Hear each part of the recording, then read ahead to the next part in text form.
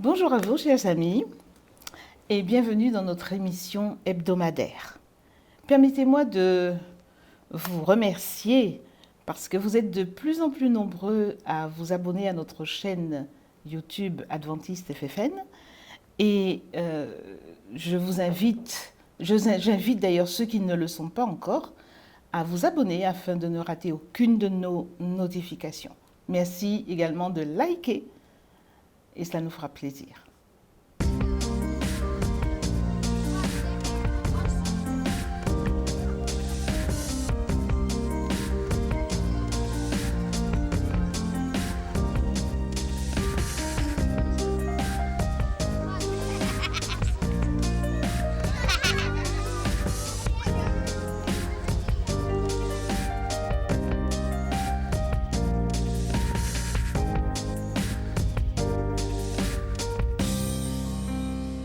Aujourd'hui, j'ai la joie de recevoir le pasteur Eddy Carneva. Bonjour pasteur. Bonjour Marthe. Merci d'être présent et de partager cette dernière étude de ce trimestre donc avec nous. Étude intitulée « La vie de la nouvelle alliance ». Toutes ces promesses découlant de l'alliance et étudiées tout au long de ce trimestre, pouvons-nous en bénéficier dès maintenant ou faut-il attendre un lointain avenir? Eh bien, c'est la thématique du jour. Mais avant de commencer, je vous invite à prier avec nous.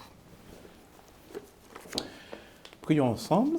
Notre Dieu, notre Père, quel privilège pour nous d'être avec toi et de partager ce moment d'étude de ta parole avec tous nos auditeurs et puis surtout, Seigneur, avec toi, nous voulons que ton Saint-Esprit nous guide dans cette réflexion. Merci de nous conduire, Marthe et moi-même, chacun d'entre nous, que nous puissions saisir au mieux ce que tu veux mettre sur nos cœurs, au nom de Jésus. Amen. Amen. Alors, la vie de la nouvelle alliance. Alors, pasteur, dans l'évangile de Jean, chapitre 10, verset 10, Jésus déclare « Je suis venu afin que les brebis aient la vie en abondance ». Et l'apôtre Jean, dans sa première épître, 1 Jean 1er, verset 4, déclare cette joie, il décrit en tout cas cette joie parfaite que nous apporte la communion avec Christ. Donc, ma première question est la suivante. La nouvelle alliance nous permet-elle d'avoir déjà cette vie en abondance et d'atteindre cette joie parfaite sur terre? Et si oui, comment? La connaissance que nous avons de Jésus, de son œuvre accomplie sur terre et la joie qu'il a déjà de nous préparer une place. Et il a dit dans sa parole, hein, je vais vous préparer une place et je reviendrai. Et donc, le souvenir, au travers de nos lectures, de son œuvre, de ce qu'il a fait et ce qu'il fait pour nous dans le ciel même, et puis tout cet enthousiasme qu'il a de veiller à notre salut, nous dit qu'il nous faut encore continuer à persévérer. Donc, oui, il y a de la joie pour Dieu, il y a de la joie pour nous de rester dans cette perspective-là, de demeurer dans cette perspective. Une joie que nous pouvons connaître déjà sur terre. Alors, par exemple, Jésus, dans le texte que tu as cité, ça nous montre bien que la vie s'est manifestée et les apôtres ont contemplé. Le mot contemplation, contempler, ça veut dire regarder avec admiration, avec délectation, avec joie. Donc, ce n'est pas quelque chose de triste. Contempler quelque chose, donc ça, c'est jouissif. Est-ce qu'on peut voir Jésus aujourd'hui? Dans notre vie, oui. Dans le bénéfice que nous avons de lui. J'insistais tout à l'heure sur cela, mais je veux prendre encore un autre texte, peut-être qui va nous aider à comprendre cela. Jean chapitre 15, verset 11. Oui. L'expression joie parfaite est utilisée, on ne va pas faire une étude là-dessus, mais l'expression joie parfaite est utilisée plusieurs fois par Jésus lui-même. Et dans Jean 15, verset 11, Jésus disait, « Je vous ai dit ces choses afin que ma joie soit en vous et que votre joie soit parfaite. Ce qui va produire de la joie en nous.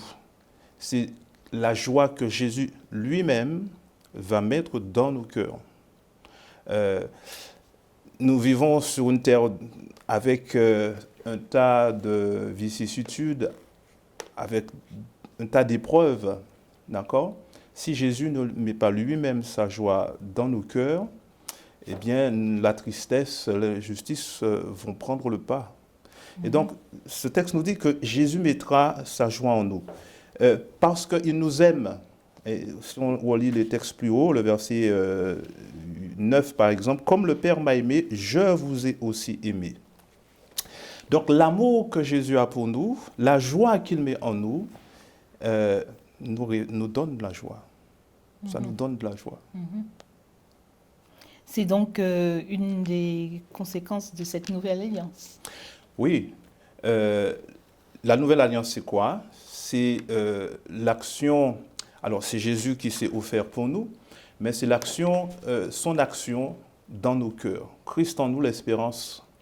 Et surtout, Christ se manifeste par son Saint-Esprit en nous. C'est le Saint-Esprit qui nous donne son fruit, sa manifestation. La joie est une manifestation de l'Esprit. Rappelons-nous que la Nouvelle Alliance, c'est Dieu qui écrit sa loi dans nos cœurs. C'est le Saint-Esprit qui se manifeste en nous. Donc la Nouvelle Alliance, ce n'est pas un futur lointain, mais c'est déjà un maintenant dans l'amour, dans la joie que Dieu inscrit dans le cœur de celui qui adhère, n'est-ce pas, à la loi de Dieu, qui adhère au fait que Jésus s'accorde à nous. D'accord. Merci pour cette explication. Il y a quelque chose qui est difficile à comprendre, en tout cas pour moi. Dans Romains 8, verset 1er, il est dit oui. « Il n'y a donc maintenant aucune condamnation pour ceux qui sont en Jésus-Christ. » Alors, j'aimerais avoir ton sentiment là-dessus, parce que enlever tout sentiment de culpabilité, c'est pas toujours aisé. On nous présente l'histoire de cette jeune femme brutalement assassinée, et la police, n'arrivant pas à retrouver l'assassin, a eu l'idée de mettre un micro dans la tombe. Et plusieurs mois après, un jeune homme est venu, donc s'est rendu à la tombe, et en larmes a imploré le pardon pour son acte. Alors, bien sûr, ça a permis son arrestation par la suite, mais justement ce sentiment de culpabilité que nous avons déjà tous plus ou moins connu, bon, on n'a pas commis des assassinats tous, mais on a tous connu ce sentiment de culpabilité. Alors, comment est-ce que c'est possible ce verset, il n'y a plus de condamnation pour ceux qui sont en Jésus-Christ? Comment est-ce possible? Ce que Jésus est venu faire pour nous, c'est extraordinaire. Et c'est ça l'Évangile. L'Évangile est là pour nous révéler précisément l'amour de Dieu pour nous. En ce que Jésus prend sur lui, notre culpabilité. Parce que nous confessons nos péchés. Si nous confessons nos péchés, il est fidèle et juste pour nous pardonner. Ça, c'est le privilège de celui qui s'approche de Jésus. Venez à moi, vous tous qui êtes fatigués et chargés, je vous donnerai du repos. Donc ce repos, c'est cette joie, c'est cette paix, c'est cette réconciliation avec Dieu, c'est le fait d'être soulagé de son fardeau, quel que soit ce que nous avons pu faire. Ce jeune homme-là qui va sous la tombe pour chercher une forme d'expiation, c'est difficile parce que cette personne est décédée. Elle ne peut rien faire pour lui. Maintenant, cette personne devrait connaître Jésus. Il n'y a rien que quelqu'un ait pu faire de mal qui ne puisse être pardonné par Jésus. L'apôtre Paul, évoquant le psalmiste, vous voyez le bonheur de l'homme qui exprime, n'est-ce pas, heureux celui pour qui la transgression est ôtée. C'est le bonheur qui est exprimé de cette manière. Et quand la Bible dit il n'y a plus de condamnation, je crois que là, c'est l'expression forte et belle, mais aussi simple, parce que l'Évangile est d'une grande simplicité. Mais pour celui qui l'accueille, tant qu'on reste avec cette culpabilité, qu'on ne l'a pas déposée au pied de Jésus, on ne va pas ressentir le bien-être et la joie. D'ailleurs, c'est ça la joie. D'ailleurs, c'est ce que l'apôtre Paul va dire dans 1 Thessaloniciens chapitre 5, il va dire « Soyez toujours joyeux ».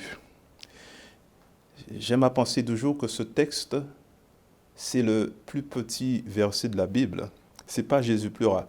En français, c'est « Jésus pleura ». Mais le plus petit verset dans la Bible, parce que le Nouveau Testament a été écrit en grec. Soyez toujours joyeux. C'est le plus petit verset. S'il y a un texte que nous devons retenir, c'est la joie, justement. La joie de la grâce de Dieu. Moi, je le dis à chacun, retenez ce texte, soyez toujours joyeux. C'est le plus petit verset. C'est certainement un des versets les plus importants. Dès lors qu'on a compris qu'il n'y a de véritable joie, c'est-à-dire de joie parfaite, que lorsqu'on a compris l'amour de Dieu pour nous, l'amour de Jésus qui s'est manifesté. Moi, c'est la nouvelle. Le vécu de la nouvelle alliance, c'est la joie. Mais on ne peut quand même pas nier la réalité du péché dans notre vie. Ça, c'est vrai. Comment l'apôtre Paul va-t-il exprimer la joie en dehors d'un état d'esprit? Aujourd'hui, on est sujet aussi à l'injustice, on est sujet aussi au deuil, à la mort, à la violence. Oui. Ce sont des choses qui attristent. Le péché attriste, c'est vrai. Jésus a pleuré, ceci étant. Jésus a pleuré. Oui. Hein? C'est dit plusieurs fois dans la Bible. Il a pleuré face à la mort de son ami Lazare. Il a pleuré aussi dans le texte de Luc chapitre 19, verset 41. Jésus regarde Jérusalem et il pleure. Combien de fois il pleure sous les péchés de son peuple. Bien sûr que nous aurons souvent l'occasion de pleurer même sur nos propres péchés. Mais avec la perspective du pardon de Jésus. Avec le sentiment du pardon de Dieu. Pour celui qui voit les événements, ce qui est important pour lui, c'est de savoir que ça va passer. Tout ne demeurera pas comme cela. Et c'est comme ça que l'apôtre Paul, par exemple, dans le texte, un texte que j'aime beaucoup, c'est Éphésiens chapitre 2, je crois que c'est le verset 6, je vérifie, mais Éphésiens chapitre 2. On peut le prendre, oui. Ah ouais, Éphésiens chapitre 2, verset 6. Voilà, ça c'est intéressant. On peut lire depuis le verset 4. Mais Dieu qui est riche en miséricorde à cause du grand amour dont il nous a aimés, nous qui étions morts par nos offenses, nous a rendu la vie avec Christ. C'est par sa grâce que vous êtes sauvés.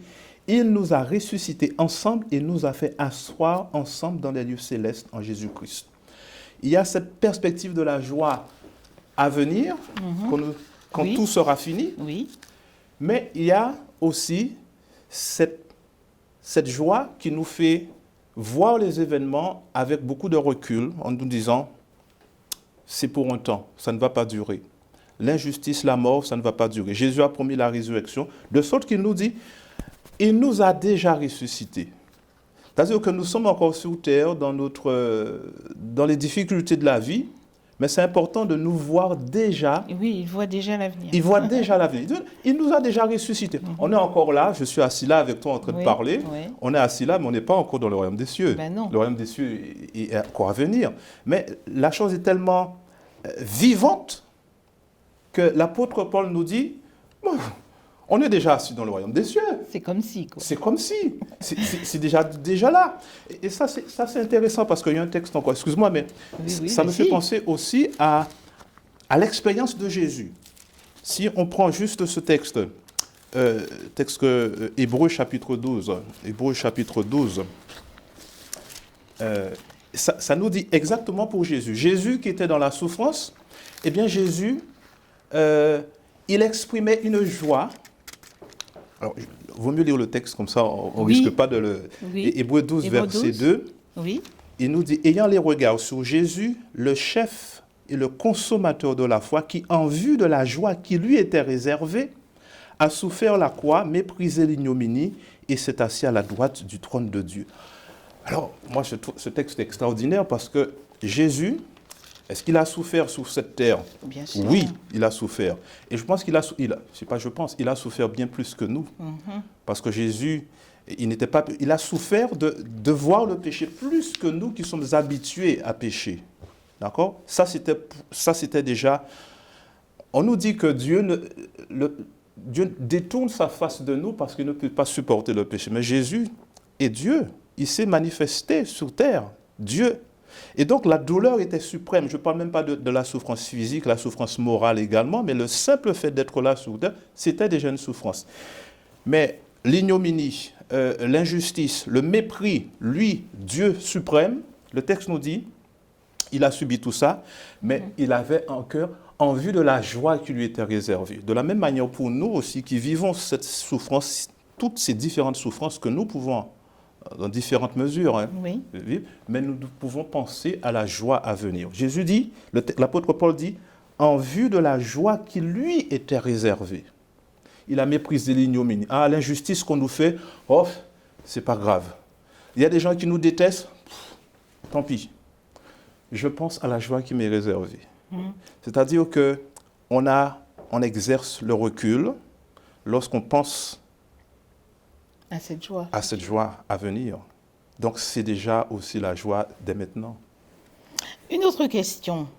Dans Ézéchiel 36, verset 26, Dieu nous promet de nous donner un cœur nouveau. Et dans Éphésiens 3, 17 à 19, il promet d'habiter dans nos cœurs. Alors, comment le don d'un cœur nouveau se manifeste-t-il dans l'être humain, concrètement?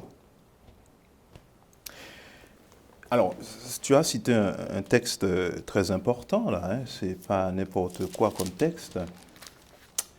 C'est un texte très riche. Oui, c'est le texte d'Ézéchiel. Oui, on peut le lire. Hein, Ézéchiel 36, verset 26. Verset 26, oui, et suivant. Dieu, par l'intermédiaire de son prophète, dit « Je vous donnerai un cœur nouveau. Je mettrai en vous un esprit nouveau. J'ôterai... » c'est Dieu qui fait l'action. C'est le « je » qui ici, c'est Dieu. Oui. D'accord? Nous ne sommes pas... le prophète va dire, de même qu'un léopard ne peut changer ses tâches, nous ne pouvons changer notre... Nous qui sommes habitués, si Dieu ne lui fait pas lui-même cet acte en nous, et c'est l'œuvre de la nouvelle alliance, c'est Dieu qui écrit sa loi dans notre cœur. C'est le Saint-Esprit en nous. Je le disais ça en préambule tout à l'heure. Ce cœur nouveau, c'est lui qui l'offre. Le verset 27 précise, « Je mettrai mon esprit en vous. Je ferai en sorte que vous suiviez mes ordonnances. » J'ai quelque chose dans l'esprit, donc c'est pour ça que j'ai oublié ta question. Repose ta question parce que ça va me préciser. Alors, non, justement, je disais, comment est-ce qu'on peut voir concrètement qu'on a un cœur nouveau? Eh bien voilà, je pensais précisément à quelque chose, je veux le dire, mais je pense que le texte à lui-même se suffit. C'est Dieu qui le fait. C'est Dieu. Mais il nous suffit de lui demander. D'accord. Je pense, c'est ce à quoi je voulais revenir, c'est au psalmiste, dans le psaume 51. Le psalmiste, David, précisément, avait commis l'adultère. Il avait quelque chose qui était doublé d'un meurtre. Il avait menti, il avait caché sa faute, il avait fait autre chose. Hein. Mais c'est ce qui est bien avec un homme dont on aime dire qu'il avait le cœur de Dieu. Qu'est-ce que ça signifie finalement? On voit ici un homme qui est prompt à la repentance. Il demande à Dieu un cœur. Le psalmiste dans le psaume 51 va demander à Dieu un cœur. Renouvelle en moi un esprit bien disposé. Donc, je pense que c'est lorsque on réalise nos déficiences, que l'on prend conscience de ce qu'on en est, et puis on demande à Dieu.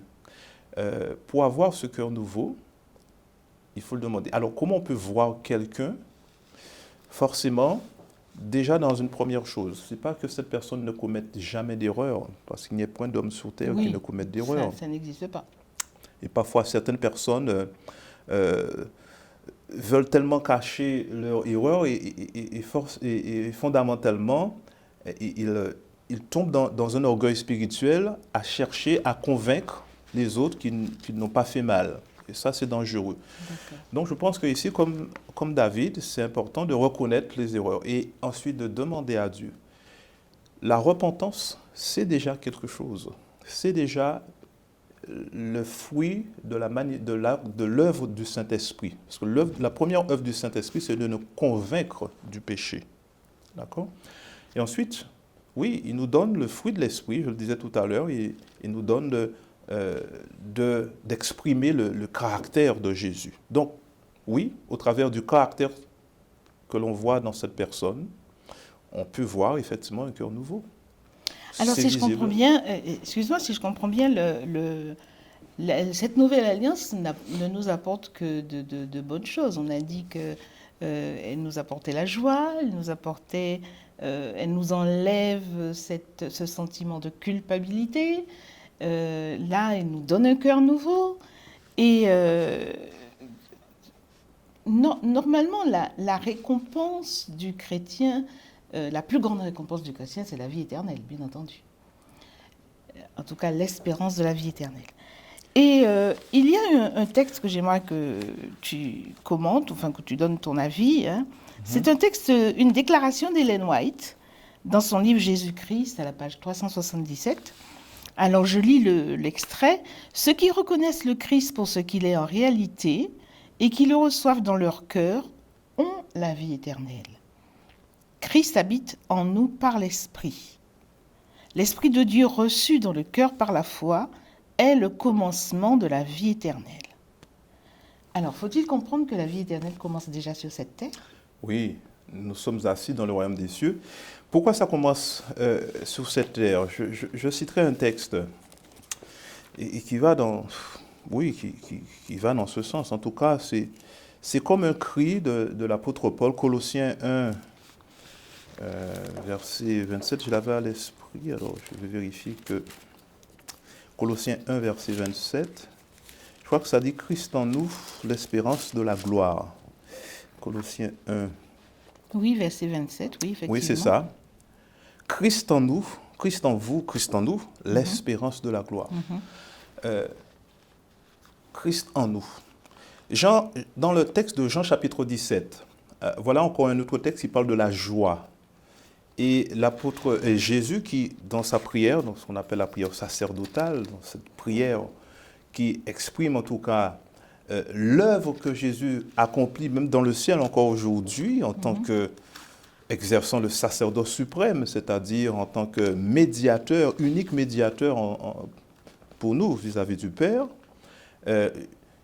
Il disait à son Père, Jean chapitre 17, verset, je ne sais plus quel verset, verset 11 peut-être, il disait que voici comment vous aurez une joie parfaite, parce que je suis un avec le Père, et que le Père vous aime, moi aussi je vous aime. D'accord.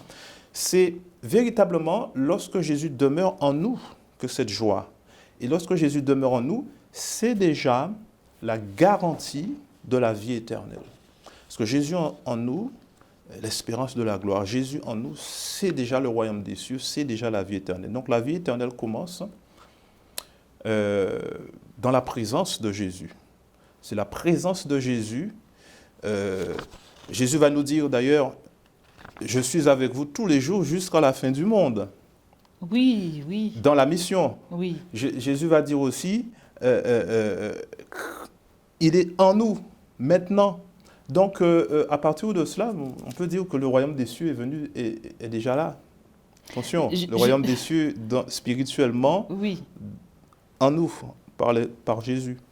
Justement, tu as cité la dernière mission que Christ nous a confiée à ses disciples, dans Matthieu 28, versets 19 et 20. C'est vrai qu'il nous dit, il nous donne la mission de prêcher, d'aller par toute la terre pour prêcher, mais c'est quand même une tâche qui paraît énorme. Est-ce que cela peut nous procurer de la joie? Est-ce que on a un sentiment peut-être d'infériorité, pas d'infériorité, d'impuissance plutôt? Oui, quand on regarde, c'est vrai, on est dans la ville, on marche dans la ville et on se rend compte que tout le monde autour de nous, il va à ses occupations, ils ne connaissent pas Dieu et ils semblent se porter bien. Et on peut avoir ce sentiment de tristesse aussi de réaliser que, bon, ces personnes, certainement, ils vont mourir autour de Jésus et ils vont rester, ils vont connaître le jugement définitif de Dieu, malheureusement, parce qu'ils ont méprisé leur Créateur, ils ont méprisé aussi l'amour de Dieu. Et puis aussi, on peut être aussi découragé soi-même quand on voit que nos difficultés à aller prêcher, notre timidité, et puis aussi le fait que nous mettions nos affaires en premier avant ceux du Seigneur. Oui. Donc, voilà de quoi aussi décourager. Mais c'est là où on a besoin de faire l'expérience de la Nouvelle Alliance.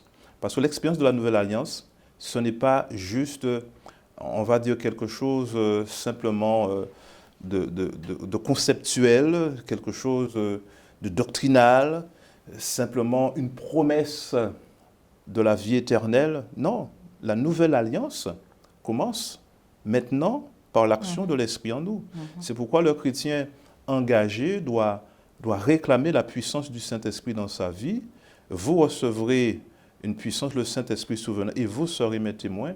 Aujourd'hui, c'est notre privilège de demander à Dieu de se révéler par nous, de nous donner d'être un témoin pour lui.